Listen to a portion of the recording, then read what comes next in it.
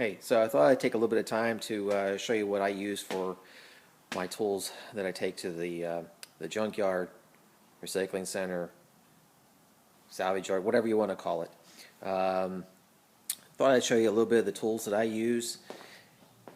And what I have is a lot of stuff, and I don't always take everything in with me when I go to the yard. It all depends on what I'm looking for at that time, but I'm usually going to have this whole kit. It's normally already put together, so I can grab it at a moment's notice and head on out. But then these things are kept in the back of my truck, so that way when I show up, I take in what I know I'm going to need for whatever I'm going to be looking for. If I find something else and I need another tool, I got it in the truck. So I'm going to flip this around and show you what we got. Alright, I know that's quite a bit of stuff that's sitting there. And again, I break this into 3 different sections. So what we're going to talk about, all the stuff that's on this side right here fits into this toolbox. And these items right here go into this softer bag. And then the socket set is its own case. So let's go down through some of the things that we have in here that go into the main toolbox. Obviously you're going to need at least a good sized pry bar. I have only a small selection of screwdrivers here. As far as with Torx, I have, as you can see, a set that will go onto the socket. So to me that makes far more sense as far as space saver to carry. So that way I'm set for anything. I have 2 different chisels that are in here, and this one I know looks kind of funky, but this thing is super sharp and is great for cutting sheet metal. So if I'm trying to get a sheet metal panel out and I'm not too worried about the edges, with a hammer and that chisel I take out a lot of sheet metal. Going back with the screwdrivers, I have 2 stubbies. There's always a time that you're going to need to get into a tight space, so I always try to be prepared for those tight spaces. 2 pairs of vice grips in different size. I got some heavy duty snips that'll cut just about anything, bundle of wires, cable, anything. Needle nose pliers, I like to have these real long ones. Sometimes you'll drop something. Also, if you drop something, you can see down here I have the magnet, so I've used that many times to retrieve sockets. 2 different sizes of channel lock pliers, 2 different sizes of adjustable wrench. And I can't tell you how many times I've had something that I wound up using an adjustable wrench to get it out of there, so definitely want to have those 2 guys. I have all of my Crescent Wrenches. I have them all on lanyards. This helps to keep things together. Makes it a little easier when you're digging in the box. You're not going through a whole bunch of wrenches. You can pull a whole section out. So I know by color what I got. This is standard. This other guy over here is my metrics. And then this here is also my standards, but these here have more of the smaller sizes that are on here. But I also have some shorter, larger size ones because there's different times that, again, things are hidden or hard to get to, and it's nice to have a little bit shorter wrench. I also have, which I keep in the very top of my toolbox, a couple more of the smaller wrenches, just a quick selection that I can go ahead and grab. Talking sockets, I already pointed out Torx. But I also have the 1/4-inch drive, some deep sockets. I already have that whole socket case, but again, sometimes it doesn't hurt to have this.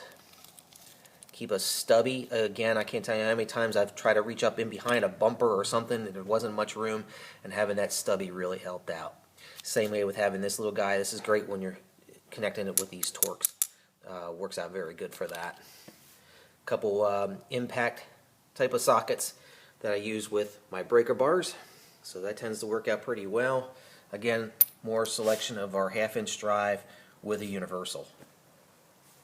A couple different sizes or lengths of extensions, always need that. This is kind of a multi-tool, so I just have it because it's a space saver. So again, space saver things I like having. Got your Allens, I got 2 different sizes in here. I have a paint stick and a Sharpie, and the reason I do that, sometimes I'm pulling parts off of different cars, and sometimes I'm helping out friends and I can't remember what thing is what, so I will write on them what they are, so I have that. Got a punch, Obviously, you got to have a hammer. You cannot go into a salvage yard without a hammer. I have a couple zip ties. This is in case I buy something that's in a couple pieces and I want to zip them together to make sure I don't lose any of the pieces. So I always carry a couple zip ties. So that's pretty much what is going into my main box. I did forget to mention here, I do have a steering wheel puller. I can also use it on a harmonic balancer if I need to. It's not the best, but again, it's a space saver, and that's usually what I like to try and carry. Oh yes, and the last thing that goes into the main toolbox, got to have some penetrating oil. So let's go over here to the socket set. I like this because it's in its own case, so that makes it pretty easy. Of course, it's a little busted up right now, but pretty much has my basic selection. I did upgrade the ratchet. I also have an extra extension in here. Also have that universal in here as well. The other thing I like about this box, it has this compartment, and it also allows me to keep a couple other things. So I have a smaller screwdriver set. Going to have my specialized tools when I'm pulling window winder handles, things like that, door panels, and again, a couple extra wrenches, again, because sometimes you need 2 wrenches to get into a space, or God forbid you lose one, you got a backup system. So that's pretty much the sockets. Now this, I will only bring in if I really need to, and yes, I know it's really rigged up, and I'll make another video to show what's going on with that and why it's like that, but basically I'm having to use a different battery pack on this. But this Sawzall has gotten me a lot of body panels. If you're going to take a Sawzall, definitely have plenty of extra blades. Also, I carry along, in case I need to move any glass, again, I just kind of keep this off in one bag just in case I need it. The good old manual tool, I got a regular hacksaw, I have that mini saw, and plenty of extra blades. Lastly, that I also tend to keep in that bag, it's just a little bit easier. If I'm looking for any wheels, I want to know exactly what I'm getting, that I'm getting the right one, so I can check what the spacing is. So that is pretty much it. So how are you going to carry all this? Well, some of the yards you go to, they will either have a wheelbarrow for you to use, or you may have to rent that wheelbarrow. You have other options though.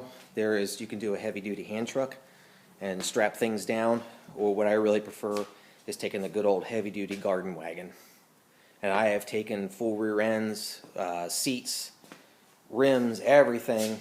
Carrying on this little cart has done me well. The extra things I have done, I actually put some hold downs in here, and I'll use some heavy-duty straps, and then I can strap things to this cart. So works out very well. So that is it. Quick, in the nutshell, kind of a video of just a rundown of what I use when I go to the salvage yard.